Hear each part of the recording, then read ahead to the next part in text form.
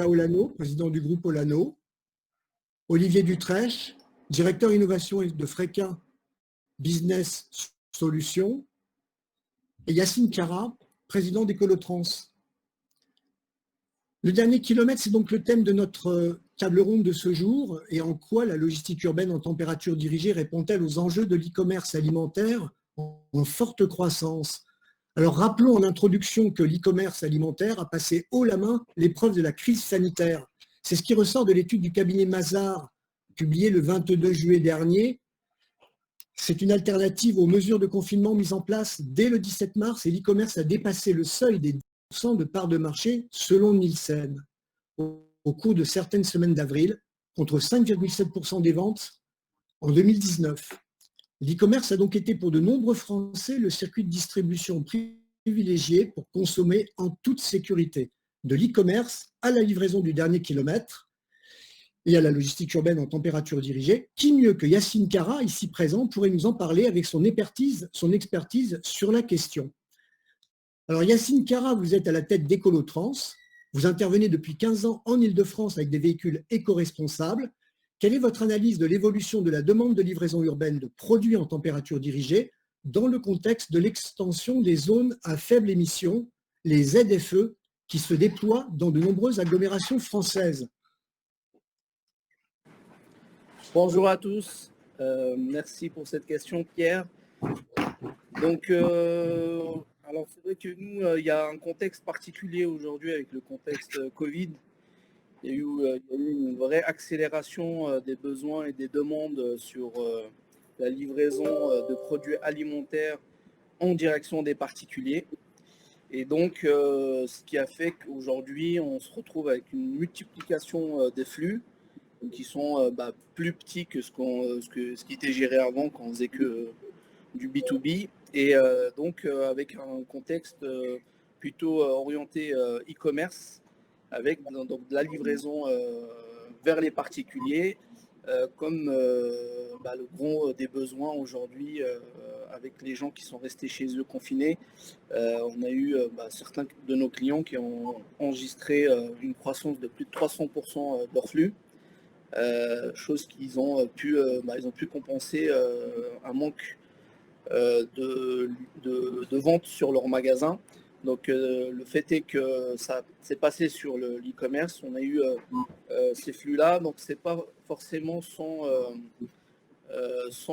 engendrer d'autres difficultés, parce que le fait d'avoir ces flux qui soient plus petits et plus courts en livraison en petite distance, nous oblige à réorganiser un petit peu notre mode de fonctionnement et à multiplier les espaces logistiques urbains en fait, pour pouvoir consolider ces flux-là et de pouvoir en fait toujours utiliser des véhicules alternatifs, donc de l'électrique ou du GNV, et ça suppose qu'on utilise ces espaces logistiques de proximité et qui permettent en fait et de pouvoir répondre aux réglementations des ZFE et de pouvoir aussi absorber ces flux qui sont en train de devenir. Alors, on verra un petit peu plus dans le détail ultérieurement dans notre table ronde. Yves Moine, vous êtes le directeur de la supply chain de Picard. Parmi vos fonctions, la logistique urbaine entre dans votre périmètre, en particulier pour l'approvisionnement de magasins Picard. Rappelez-nous le poids de Picard, son nombre de points de vente que vous devez approvisionner en France et les volumes en tonnes, palettes ou rolls que cela représente par jour ou par mois. Bonjour à tous. Alors, effectivement, Picard est particulièrement concerné par la logistique urbaine puisque 70% des magasins sont en zone urbaine et notamment dans Paris où on a 124 magasins aujourd'hui et 250 sur la région Île-de-France. Alors, Picard réalise actuellement un chiffre d'affaires d'environ 1,5 milliard, essentiellement au travers de son réseau de magasins France, où nous avons plus de 1000 points de vente, mais également à l'étranger, où nous sommes présents en Europe, bien sûr, Belgique, Hollande, UK, et ainsi de suite, mais également au Japon et à Singapour, et ceci sous différentes formes, bien sûr avec des filiales, ça va être par exemple la Belgique ou le Luxembourg, également avec des partenariats avec d'autres distributeurs ou des masters franchisés. Nous sommes également présents sur le Très bien canal pour cette présentation. de la livraison à domicile. Allez-y, continuez. Voilà. Juste pour terminer le paysage, pour finir de peindre le paysage, donc on a 2 autres canaux, celui de la livraison à domicile qui nous intéresse ici particulièrement, et également un nouveau canal que nous venons de lancer, qui est la distribution des produits à travers les distributeurs automatiques que l'on va installer dans des universités ou dans des entreprises. Très bien. Alors, Nicolas Olano est près de nous également dans cette conférence, table ronde. Vous êtes entouré, Nicolas Olano, par Sandra et Jean-Michel Olano dans la gouvernance du groupe Olano. Vous animez 2300 collaborateurs, vous exploitez un parc de 1000 véhicules en propre et 1000 autres en affrètement, et vous gérez 50 filiales en France et dans la péninsule ibérique. La raison de votre présence ici, eh bien, elle est très simple. Pour qu'il y ait logistique urbaine et derniers kilomètres, il faut bien qu'il y ait d'abord les approvisionnements depuis les centres de cueillette et de production de l'industrie agroalimentaire et pharmaceutique. Et puis et surtout, vous travaillez entre autres avec Picard, pour lequel vous assurez un plan de transport et de logistique. Nicolas Olano, la logistique du froid, ça vous connaît. Quelle est votre vision globale de votre métier et comment vous adaptez-vous à la logistique urbaine, entre autres avec Picard ?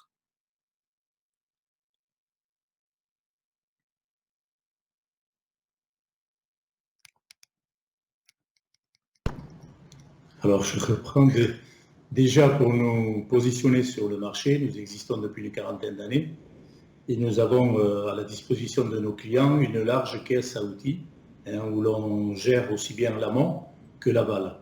Donc aujourd'hui, on nous connaît effectivement plutôt comme des lignards, pas forcément comme des distributeurs. Mais il faut savoir que dans nos activités, on a une grosse activité produits de la mer sur la péninsule ibérique. On distribue 350 000 tonnes par an de poissons, soit 2 millions de positions. Donc, regardez ce que ça fait au kilo. Et moi-même, j'ai commencé à l'âge de 14 ans à livrer du poisson en vélo dans les rues de Saint-Jean-de-Luz. Donc, ça me fait un doux retour, on va dire, à mon passé, puisque déjà, on faisait de la proximité et du dernier kilomètre à l'époque avec des vélos. Aujourd'hui, on est passé à l'électrique et c'est quand même plus confortable. Mais bon, nous, on a démarré dans ce sens-là. Donc, nous, aujourd'hui, déjà, sur l'activité produits de la mer, on est très présent. Sur le dernier kilomètre, on est très présent sur la livraison à domicile aussi, mais sur la péninsule ibérique. Le partenariat avec Picard est un partenariat qui nous tire vers le haut. Ça l'a fait quelques années. Alors déjà, nous avons travaillé avec Picard sur l'amont, puis sur la reprise d'entreprise. Nous sommes intéressés à la distribution par le rachat des sociétés Lésier, puis pour ceux qui ont connu par le passé. Aujourd'hui, c'est une très grosse activité pour nous. Nous collons au marché. Nous avons d'ailleurs collé à l'activité forte que nous avons connue avec le Covid, avec toutes les conséquences que l'on a connues. Et nous en sommes très contents. Donc, c'est du dernier kilomètre, puisque nos chauffeurs sont très impliqués au chargement, au déchargement, on va dire, et au partenariat avec les vendeurs et vendeuses de chez Picard. Nous sommes très impliqués aussi dans des réunions quasi journalières en période forte. Voilà, donc ça c'est un exemple fort. En dehors de Picard, nous faisons aussi les boulangeries Paul, plutôt sur la région Aquitaine. Dans un autre domaine, bien sûr, le dossier de McDonald's. Nous avons là une quarantaine de véhicules sur des McDo qui ne sont pas tous en ville, puisqu'il y en a aussi à l'extérieur des villes. Nous sommes aussi sur cette activité-là. Et de plus en plus intéressés au dernier kilomètre traditionnel centre-ville. Et nous nous intéressons aujourd'hui à connaître ce marché et merci de nous avoir invités, d'autant plus qu'on est aux côtés de notre premier client, il faut le dire, Picard, ici présent. Alors, merci pour cette précision. Je rappelle que vous êtes le directeur innovation et Fréquin Business Solutions, membre. Donc, vous êtes avec nous aujourd'hui. Quelle est votre analyse du marché du dernier kilomètre en tant que loueur de véhicules? Alors, effectivement, je pense qu'on ne peut pas parler de la livraison du dernier kilomètre, mais des derniers kilomètres. La crise sanitaire nous a montré qu'il n'y avait pas qu'un seul marché. On peut parler de la mobilité des personnes, mais finalement, on va se focuser véritablement sur les marchandises. On s'aperçoit qu'il y a 3 grands marchés. Vous avez le transport des colis qui s'est montré impacté par un ralentissement économique général. Le e-commerce a pu générer une partie des flux, mais pas pour compenser l'activité traditionnelle de nos clients. On a deux marchés qui sont très bien comportés. Le transport de médicaments, vous doutez bien que c'est un marché stratégique qui a nécessité une continuité de service. Et c'est vrai que toute la question tourne autour du transport alimentaire qui s'est retrouvé renforcé par une modification des habitudes d'achat. Les clients qui ne pouvaient plus aller dans les magasins directement, donc renforcement de nouveaux canaux de distribution, les drives, la livraison à domicile. Et la véritable question, c'est de se dire ces nouvelles habitudes de consommation qui sont mises en place pendant le Covid, véritablement, est-ce qu'elles vont s'implémenter dans le temps? Est-ce qu'elles vont se fixer? Parce qu'une partie de la population va reprendre ses habitudes traditionnelles. Quelles vont être les nouvelles tendances en termes d'habitudes de fond? On pense qu'effectivement, une partie des clients qui font maintenant de la livraison à domicile, font appel à la livraison à domicile, vont rester dans cette logique-là. Maintenant, il faut réussir à trouver quel est le bon niveau. Et c'est de cette façon-là qu'on accompagne nos clients aujourd'hui de s'adapter en termes de flexibilité. La deuxième analyse qu'on peut porter, c'est le rapport au temps. La priorité aujourd'hui pour nos clients, c'est la reprise de l'activité, retrouver très rapidement un niveau de trésorerie satisfaisant et se remettre sur les rails. Donc, le très court terme, c'est la reprise économique. Le rapport intermédiaire, c'est de s'adapter à ces nouvelles contraintes sanitaires, ces nouvelles habitudes de consommation en termes de qualité de parc. Et le rapport à moyen terme, c'est effectivement ce que peuvent dire mes confrères, le rapport à la modification, à la transition énergétique, quel va être l'impact de la restriction de circulation, la modification du comportement citoyen par rapport à la place du véhicule dans la livraison du dernier kilomètre. Très bien. Alors, Maxime Carman, en tant que spécialiste de la logistique urbaine, comment êtes-vous organisé pour l'approvisionnement des clients? Quel est le profil de ces clients? En fait, comment effectuez-vous la consolidation sur vos sites, la massification, le cross-docking, la livraison des points de vente? Parlez-nous de votre métier. Avec plaisir. Donc nous, en fait, on avait, donc, comme je vous disais, une activité qui était un peu différente avant le Covid, où on faisait à peu près 50% de notre chiffre d'affaires en direction des professionnels pour le compte de professionnels. Donc on livrait des restaurants, des traiteurs et d'autres magasins. Et puis pendant et après le Covid, on a eu donc cette accélération de la livraison e-commerce. Et donc aujourd'hui, ce qui tire vraiment notre croissance et qui a déséquilibré un peu le modèle qu'on avait avant, c'est l'e-commerce. Et donc l'e-commerce alimentaire où on livre des particuliers sous température dirigée pour différentes enseignes. Et que ça, de la start-up food qui livre des paniers à domicile, en passant par des magasins comme Naturalia. Voilà, c'est ce type de clientèle. Et donc notre organisation aujourd'hui sur la région parisienne, c'est qu'on a un entrepôt à la Segaris, à Rungis, en face du Mine, où on consolide en fait nos flux. Donc on a des clients qui nous remettent directement leur fret chez nous, où on a des tournées de collecte. On consolide tous ces flux-là et on rentre en une fois dans Paris avec des gros camions.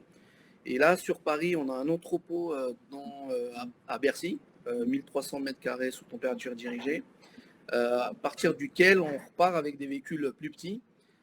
Et ça nous permet en fait de gagner en flexibilité et en qualité de service, parce qu'on est capable de recharger plusieurs fois avec des véhicules plus petits adaptés justement à ces réglementations et à ces contraintes d'accessibilité avec des poids lourds de 19 tonnes. Et nous, on va maximum jusqu'aux 7 tonnes avec 10 palettes. Donc en faisant 2 tours, on est capable de remplacer un 19 tonnes qui partirait directement d'une grosse plateforme en banlieue. Voilà, on est lauréat aussi d'un appel à projet de la mairie de Paris avec un espace à Porte de Pantin.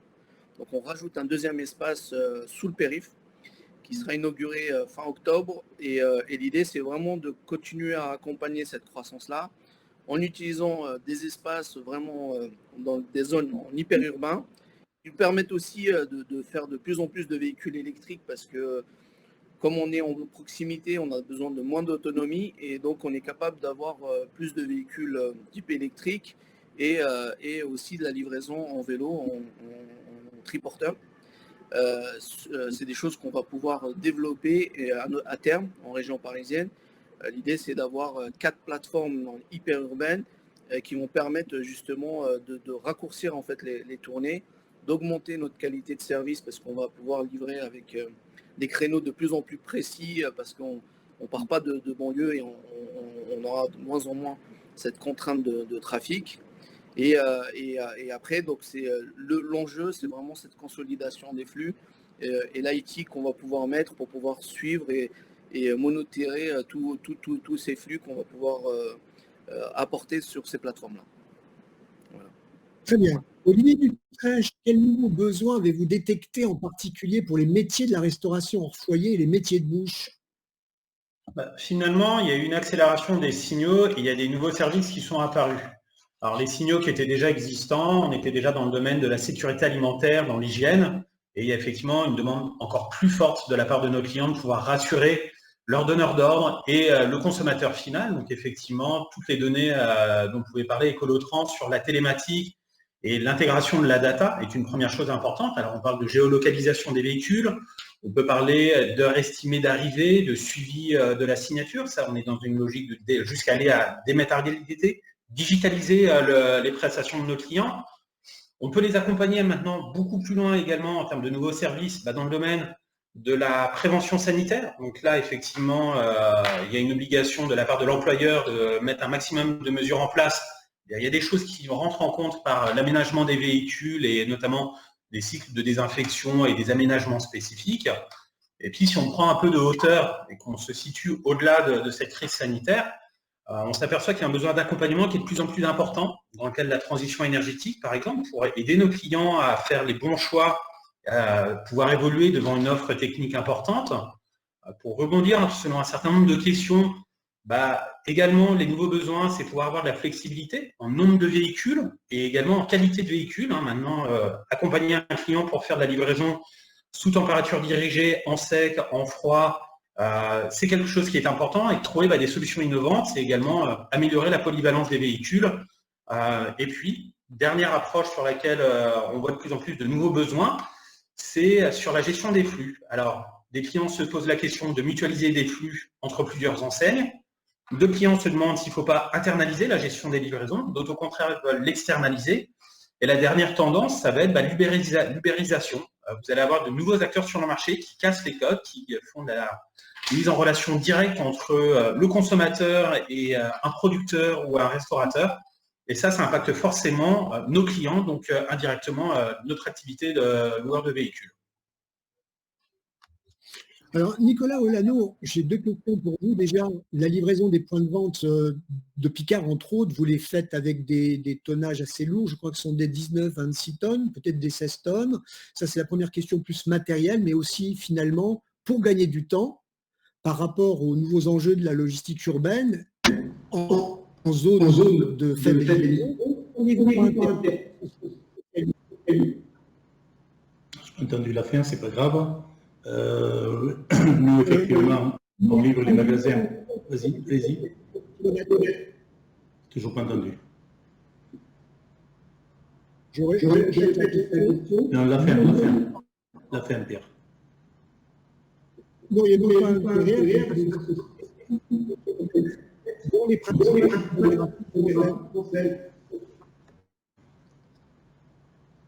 Bon, c'est pas grave. Bon, nous, alors, on a parlé de l'activité produits de la mer sur l'Espagne. On a parlé effectivement du dossier Picard. On se développe de plus en plus dans la livraison des magasins. Et là, c'est toute une technique de travail. On a une activité encore technique et dédiée, c'est les produits carnés. Il faut savoir qu'on a plusieurs bases, notamment dans le sud de la France et à Saint-Martin-de-Crau en particulier, où là, on livre 350 à 450 boucherie toutes les nuits à l'épaule, donc c'est un métier très particulier. Souvent on descend au sous-sol, il faut savoir qu'on peut prendre avec des bêtes de 80 et 100 kg, on peut prendre l'ascenseur pour aller livrer ce genre de produits. Donc là on est sur une activité où on a 13 tonnes. Ça veut dire que ce sont des véhicules un peu comme Yacine qui font 2 et 3 tours, on va dire dans la journée. Un travail plutôt de nuit, puisqu'on réceptionne les produits sur une plateforme dédiée de 3000 m² à Saint-Martin-de-Crau, où on ne fait que l'activité des produits de la mer. Donc on est le distributeur de la profession, on est aussi le distributeur des gros producteurs, les Bigard et compagnie. Et surtout, là, on touche un marché un peu particulier, puisqu'on est dans le marché du halal et autres. Donc, c'est une technique de travail assez particulière. On est vraiment dans le dernier kilomètre, puisque les boucheries aujourd'hui traditionnelles ont gardé encore ce genre de produit. Donc, on est encore à la coupe. Et nous, on les livre en temps, en heure, très de bonne heure le matin, jusqu'à une plage horaire qui va de 2h du matin à 11h du matin, ce qui nous laisse en proximité le temps de faire plusieurs tours, avec une grande difficulté, c'est que ce ne sont plus des chauffeurs, ce sont des porteurs-livreurs. Ça veut dire qu'ils portent autant et ils manipulent autant le produit qu'ils ne conduisent, puisqu'on est sur la courte distance et on parle essentiellement de la zone de Marseille. Donc ça, pour nous, c'est du dernier kilomètre, c'est spécifique, on en parle peu dans le quotidien, puisqu'on a plutôt anobli un peu ce dernier kilomètre. Mais bon, la difficulté de produits carnés, par exemple, et du dernier kilomètre des produits carnés, là, on n'a pas d'intermédiaire. C'est vraiment un métier de spécialiste où il faut être à l'amont, dans les abattoirs, où il faut savoir transporter ce produit sur les plateformes, il faut savoir les manipuler, les ressuer par moment quand la marchandise n'est pas en température. Donc, c'est vraiment très spécifique. Et ensuite, il faut trouver des porteurs qui, dès 2h du matin, prennent à l'épaule du produit pour aller les livrer dans le centre de Marseille, en sous-sol, et faire tous les contrôles d'usage, bien sûr, en sachant que quand on est sur des produits halal, c'est quand même un peu particulier. Je ne sais pas si j'ai répondu, Pierre, à la question. L'idée, c'était sur le fait que pour gagner du temps dans votre déploiement, vous auriez peut-être intérêt à vous rapprocher de spécialistes du dernier kilomètre pour le prolongement dans d'autres régions de France. C'est clair, nous aujourd'hui, on n'a plus le temps. Et je pense que la notion de temps aujourd'hui est très importante et à l'avenir, ça va compter encore plus. Donc, pour rattraper ce temps où on ne s'est pas tellement inscrit dans le dernier kilomètre, nous aujourd'hui, ce que l'on veut clairement, c'est se rapprocher de professionnels et faire un partenariat plutôt associatif, de façon à pouvoir être avec cette association en lien direct de tout ce que nous transportons, puisque si on fait les tonnes de tout ce que l'on transporte, en surgelé c'est 1 200 000 tonnes, en frais c'est 1 million, 350 000 tonnes en marée, 200 000 tonnes en viande. Donc effectivement, on a du volume, du flux, et il faut que l'on sache offrir à nos clients la prestation finale, le client étant de plus en plus le consommateur. Alors merci Yves Moine, même si l'e-commerce n'est pas dans votre périmètre, pourriez-vous brosser un rapide portrait des ventes en ligne ?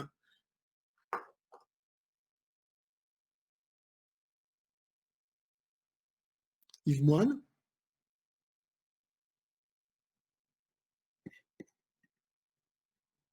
Excusez-moi, voilà. C'est bon, Yves Moine. Avec les conférences Teams, on s'est fait avoir à plusieurs reprises et à chaque fois on mettait une pièce un jeton dans le verre à chaque fois qu'on se plantait. Alors, vous m'avez entendu ? Bon. Alors, moi, je vous ai bien entendu par contre. Donc, concernant donc votre question, comme tous les distributeurs alimentaires, en fait, on a eu une très forte, une explosion des ventes, mais aussi bien des ventes en ligne, mais également en magasin. Et le premier jour du confinement, en un jour, on a pratiquement vendu ce que l'on devait vendre en une semaine.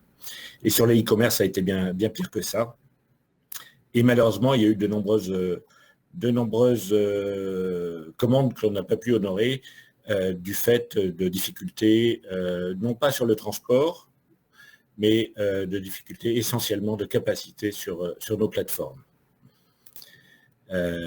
En magasin, les ventes ont été très soutenues et contrairement à la GMS alimentaire d'une manière générale, les ventes restent très soutenues sur les surgelés. Oui, Pierre ? Et quel est le rapport entre les ventes issues de l'e-commerce, et qui ne sont pas pour votre périmètre, certes, et les ventes que vous faites à domicile à travers le réseau de vos véhicules au départ de vos magasins ? Comment pourriez-vous nous l'illustrer avec des chiffres ? Le e-commerce est encore relativement modeste chez Picard. Il a toujours été considéré comme un service complémentaire que l'on apportait à nos clients. Et on est en train de revoir un peu cette stratégie.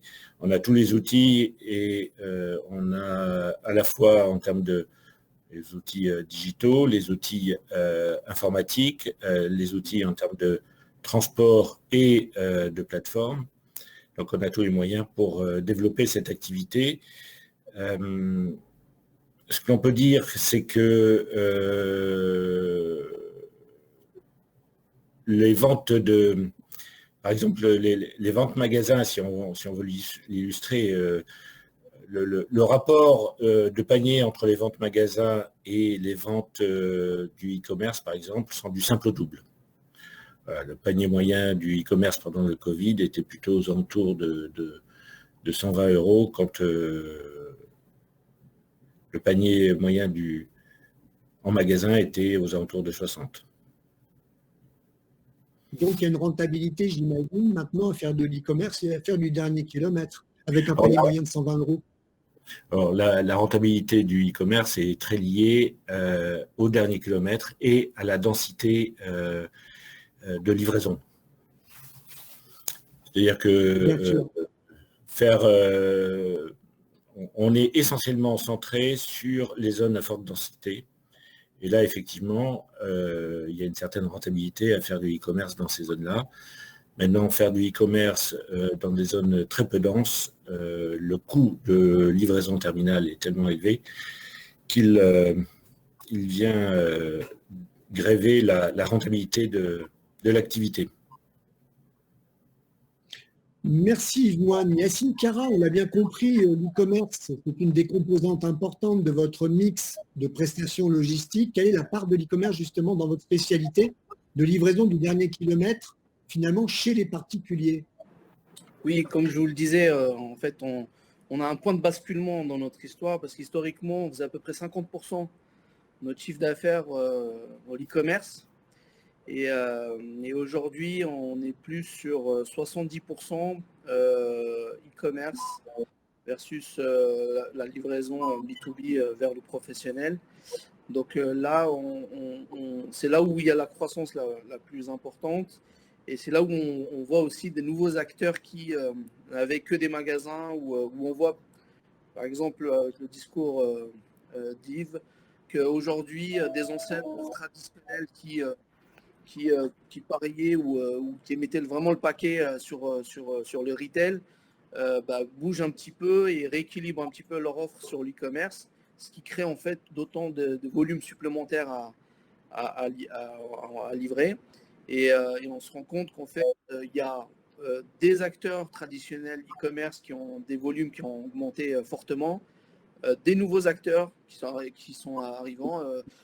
Typiquement, aujourd'hui, on a des clients à nous qui faisaient uniquement du B2B, donc ils livraient des restaurants en fruits et légumes sur la région parisienne et qui, ils étaient au chômage, ils n'avaient pas d'activité et en 3 semaines, ils avaient sorti une offre 100% e-commerce. Et donc, du circuit court, donc des agriculteurs avec lesquels ils travaillaient, étaient capables de faire de la préparation de commandes, de la livraison en direction des particuliers.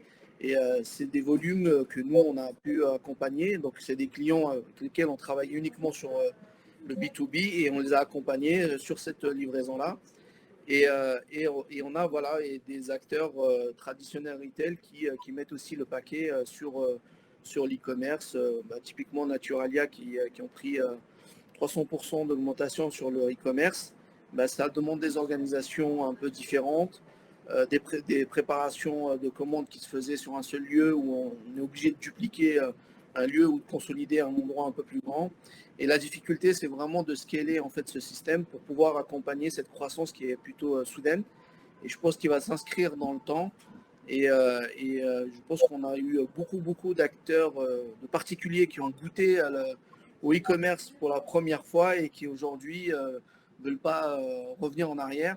Donc, on aura certainement une baisse qui va s'organiser après ce déconfinement-là, mais on sent qu'il y a quand même une demande qui reste patente. Merci Olivier Dutrèche. Parmi, on a bien compris que solution business, il y a de nos solutions. Parmi les solutions, il y a la technique, il y a les véhicules. Vous êtes des experts en matière de choix de solutions, avec notamment le Pékin Lab. Qu'est-ce qui marche bien aujourd'hui, si l'on peut dire, pour faire le dernier kilomètre au niveau des énergies? Alors en fait, si on parle des énergies, on a plusieurs énergies quand on parle de ce sujet-là. La première chose, c'est l'énergie du moteur, du véhicule. Alors on est relativement agnostique sur le sujet. Notre flotte aujourd'hui est majoritairement composée de véhicules diesel, quelques essences, mais cette logique de transition énergétique et de restriction de circulation nous a imposé d'accompagner nos clients, voire de les accompagner de façon active sur le sujet. Et on a 3 technologies qui aujourd'hui commencent à s'établir. Une technologie bien en place, le gaz, et effectivement, on est très heureux de pouvoir accompagner Yacine dans cette logique-là. Une belle solution qui présente des alternatives intéressantes, encore plus si on est dans une logique du bio-GNV. Il faut toujours raisonner de façon globale et surtout pas uniquement autour du véhicule, autour de l'ACV. On a ensuite une deuxième technologie qui s'adapte bien à la livraison du dernier kilomètre, c'est l'électrique. Ça a déjà fait ses preuves et l'offre technique se renforce de plus en plus avec notamment des restrictions qui sont imposées par l'Union européenne. Et puis, dans le prolongement de l'électrique, on a l'hydrogène qui devient une alternative, qui est pénalisée aujourd'hui par un réseau d'avitaillement qui est très faible, mais la France veut justement se positionner comme un acteur majeur dans la filière hydrogène. Là, on est à l'échelle du moteur du véhicule. Si on prend un peu de hauteur pour le coup. C'est pour ça. On est dans un avenir à 5 ans pour l'hydrogène. On est tout à fait prêt. Alors non, aujourd'hui, on a déjà des véhicules à hydrogène qui existent. Renault a déjà des offres en hydrogène. Vous avez déjà des taxis qui roulent sur Paris à l'hydrogène. Maintenant, c'est le changement d'échelle. Si vous voulez passer à une échelle plus industrielle sur des poids lourds, effectivement, on est sur une échelle à 5 ans. Mais un client qui souhaite aujourd'hui travailler en utilitaire, vous avez le Kangoo aujourd'hui qui existe. Demain, vous aurez du 3,5 tonnes également. Ça se met en place, mais effectivement, par rapport à l'électrique ou par rapport au gaz, c'est une énergie qui doit monter encore en puissance. Au niveau des groupes électriques, des groupes frigo, on a un vrai questionnement. Olivier, vous n'avez pas évoqué les vélos Kangoo assistance électrique. Il semblerait que ça soit quand même plus qu'un phénomène de mode. Alors, moi, je le dirais de façon globale et en étant un peu provocateur, il faut que la livraison du dernier kilomètre, ça puisse englober la livraison par un ensemble poids lourd jusqu'à la livraison du dernier mètre par presque des porteurs. Effectivement, il y a un segment de la livraison du dernier kilomètre qui est adapté pour l'usage des vélos. On se pose des questions, bien évidemment. On avait déjà accompagné certains de nos clients sur des triporteurs il y a déjà plusieurs années. C'est un segment qui se consolide. Il faut trouver le modèle économique pour être opérationnel et efficace pour nos clients. Donc effectivement, la place du vélo dans la livraison du dernier kilomètre a sa place. Et de la même façon, trouver le mix pour accompagner nos clients pour faire de la livraison en utilitaire léger, en 3,5 tonnes. Et ça peut vous surprendre, Pierre, mais la livraison en poids lourd dans un centre-ville, c'est aussi une bonne réponse pour diminuer la congestion.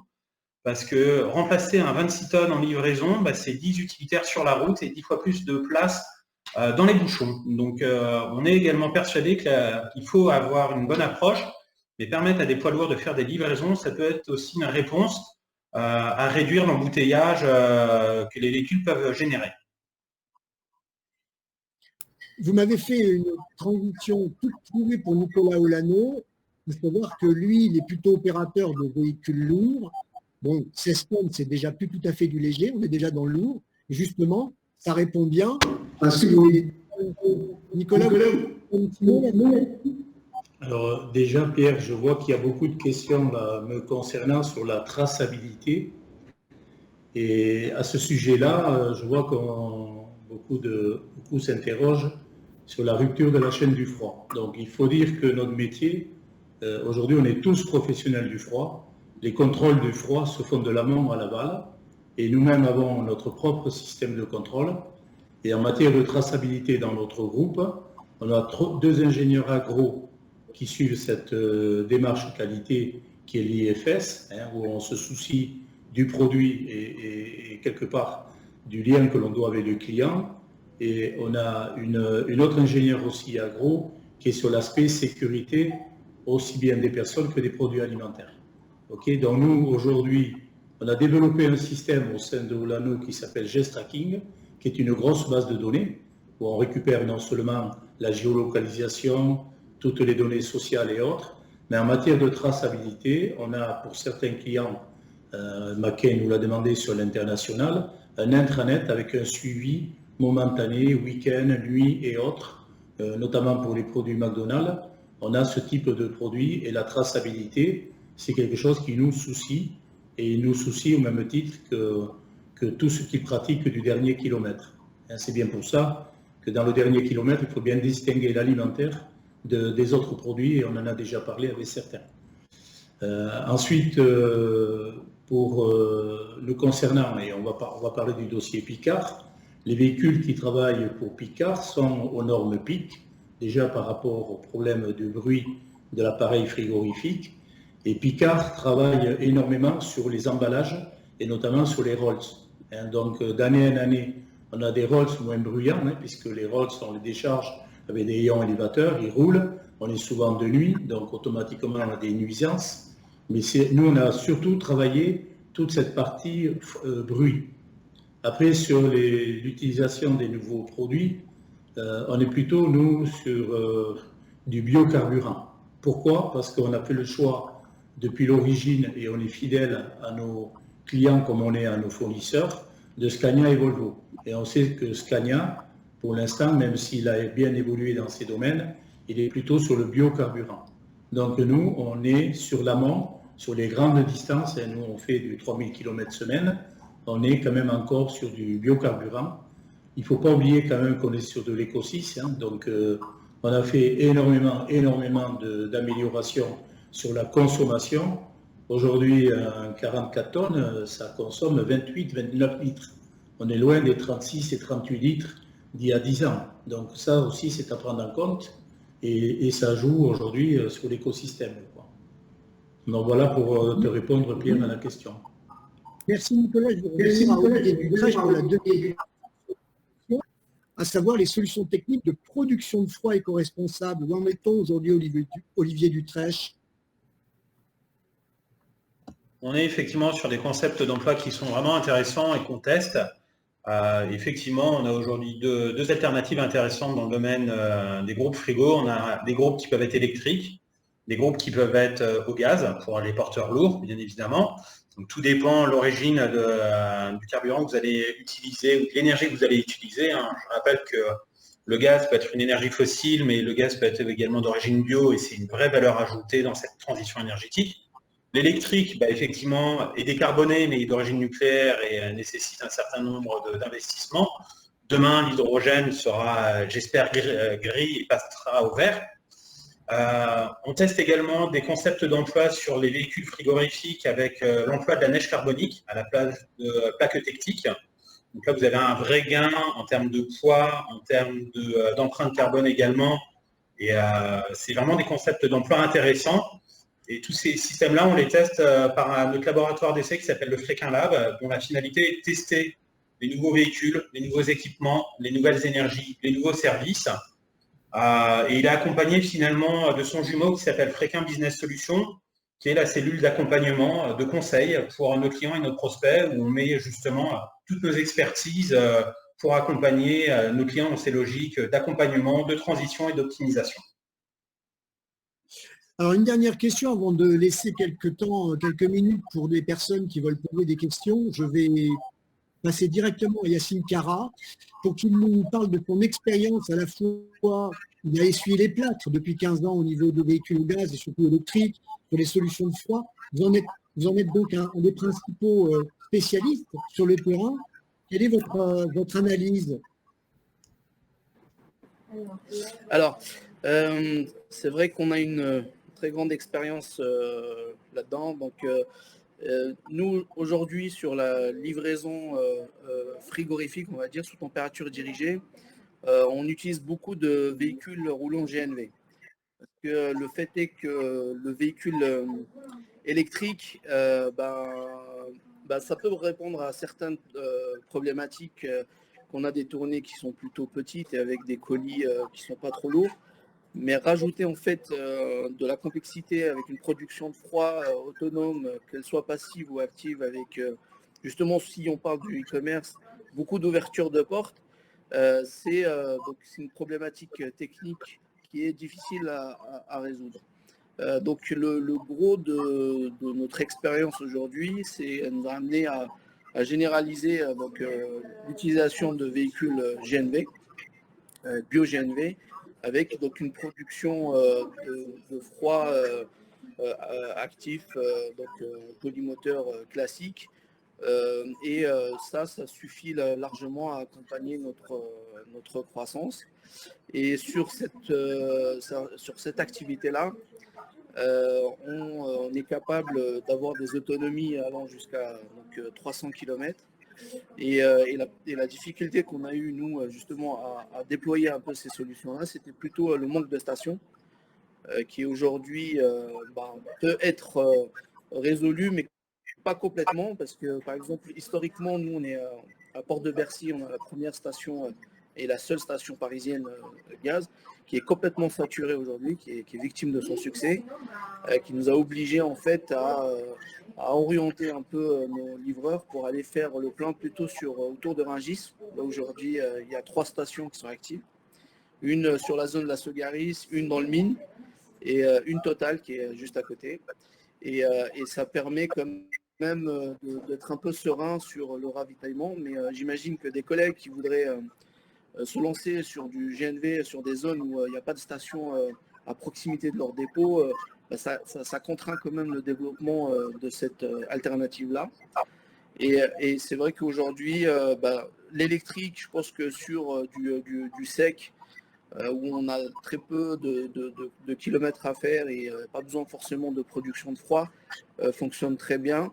Et nous, on n'a pas de dogme, donc on utilise le meilleur véhicule par rapport à l'énergie alternative et l'impact environnemental le plus neutre, selon qu'on ait justement ces problématiques de poids à transporter, d'autonomie importante ou d'ouverture de portes qui sont récurrentes. Et après, donc, nous, on attend aussi des solutions comme l'hydrogène vert. Mais c'est vrai qu'aujourd'hui, la problématique numéro 1 sur l'hydrogène, si je peux regarder un petit peu de ma propre expérience, c'est plutôt le surcoût à tous les étages, que ce soit le coût du véhicule qui aujourd'hui n'est pas industrialisé sur les porteurs. C'est vraiment des véhicules, c'est des prototypes. Donc d'où les tarifs qui sont 3 fois ou 4 fois les tarifs publics, même s'il y a aujourd'hui des initiatives avec Hyundai sur certains pays, mais aujourd'hui en France on n'a rien. Et surtout le prix de l'hydrogène qui est beaucoup plus cher.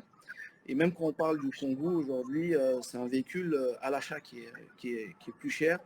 Et le coût de l'hydrogène au kilomètre, il n'y a pas de réalité économique, sauf si Yves Lemoine est prêt à payer 3 fois le prix de la livraison, mais je crois qu'il n'est pas tout à fait prêt pour ça. Donc on a besoin de gagner en efficacité, que ce soit déjà trouver la bonne solution, le bon véhicule, et après avoir une hydrogène verte qui va être concurrentielle par rapport à du biogaz par exemple. Pour moi, c'est pas tout de suite, quoi. Alors, parmi les nombreuses questions posées, je regroupe une seule question sous le vocable de traçabilité. Visiblement, c'est une question, la traçabilité, comment garantir que la chaîne du froid a bien été respectée. Qu'est-ce qui peut répondre à cette question? Et en l'occurrence, peut-être Yves Lemoine, en tant que chargeur, vous êtes certainement très préoccupé par cette question. Oui. Nous, on a des procédures très simples. On cherche à faire respecter. C'est d'abord des procédures simples. On a un niveau, il faut noter qu'on a un niveau d'exigence qui est légèrement supérieur à celui des autres chargeurs, comme vous dites, ou des distributeurs. Et donc, on est extrêmement attentionné à ce que ce niveau d'exigence soit bien respecté. Donc, ce sont simplement des procédures et des audits de l'ensemble de nos prestataires, audits réguliers, que ce soit des audits techniques ou des audits de process. Et quand on tombe sur des écarts, on est intransigeant. C'est simple. Il y a une société qui... Très bien. Monsieur Moine, merci. Chez Nicolas Molano, une question toute simple, c'est comment faites-vous, vous aussi, de votre côté, pour assurer la chaîne du froid de bout en bout? On n'a rien compris, Pierre. Comment fait-on pour assurer la chaîne du froid? Comment fait-on pour Assurer la chaîne du froid? Et ça paraît, pour nous, ça paraît évident. Hein, c'est notre côté professionnel. Hein. Ça veut dire que comment on l'assure? Mais déjà, il faut faire du contrôle. Il faut accentuer le contrôle. À la base, Yves parlait d'une exigence, mais c'est le cahier des charges. Donc, on le travaille ensemble et après, on le met en application. Donc, effectivement, il faut respecter l'engagement que l'on a pris et notamment les températures. Là, on parle de moins 18, moins 20 degrés. Okay, donc là, nous, la chaîne, elle est suivie de l'amont à l'aval, elle est suivie à la ramasse, elle est suivie dans les entrepôts, elle est suivie au chargement, elle est suivie tout le long du voyage, elle est suivie à la livraison. Donc on a différents contrôles. Je crois qu'en France, on a une grande qualité de service à ce niveau-là. Et quand on a un problème, eh bien, à ce moment-là, effectivement, la sanction est là. Donc quand la sanction est là, on corrige et on fait en sorte d'éviter qu'on ait trop de problèmes. Et on n'a pas beaucoup de problèmes de qualité de service en matière de froid. Et là, je vais, puisqu'on parle encore de Picard, et Yacine, je rebondis sur ce que tu dis, le clin d'œil que tu as lancé à Yves. Yves, pour nous, est un gros client. Je ne suis pas en train de lui passer ni la pommade ni la vaseline, mais il fait partie des bons clients qui laissent vivre les transporteurs. Et on peut dire que durant la crise du Covid, il nous a accompagnés, ça n'a pas été facile. C'était des réunions assez compliquées, sous tension, puisqu'on a vécu la tension et l'inquiétude, puisque au départ, on était quand même dans l'inquiétude. Et là, devant tout le monde, je tiens à le remercier parce qu'il fait partie des rares clients qui ont su nous accompagner pendant le Covid. Donc, il ne paiera pas deux fois, je te rassure, parce que même nous, on essaye de temps en temps de lui faire encore avaler la pilule, mais bon, il paye le juste prix. Voilà, donc merci Yves, je tiens à le faire ouvertement devant tout le monde. Merci. Les transporteurs ont été d'une manière générale également, bien sûr, tes transports, Nicolas, mais l'ensemble des transporteurs, pendant cette période de confinement, ont été très réactifs et très agiles. Et je les en remercie. On va pouvoir peut-être terminer cette table ronde, cette conférence table ronde sur ces bons mots de Yves Moine qui finalement synthétise bien ce qui s'est passé pendant ces 4 derniers mois. On sait qu'on est dans une filière d'excellence, on le voit bien tous les jours. Il y a sûrement encore des gisements de progrès de la part de tout le monde, de toute la filière logistique du froid. Je voudrais donc vous remercier tous de nous avoir suivis sur cette conférence un peu compliquée en termes techniques pour ce qui me concerne. Et juste avant de terminer, je voulais vous rappeler que nous serons mobilisés avec l'ensemble des opérateurs à la FIPL 2021 à travers le village du froid by Selfie du 13 au 15 avril 2021 au parc des expositions de Paris. Donc, on aura la chance de disposer de 500 mètres carrés avec FIPL. On sera tout près de l'entrée du salon. Et donc, de ce point de vue-là, je suis votre interlocuteur si vous voulez avoir plus d'informations, si vous voulez être présent, etc. Encore merci à tout le monde. Et à bientôt sur les ondes et dans des salons. Bonne journée à tous. Merci à tous. Merci.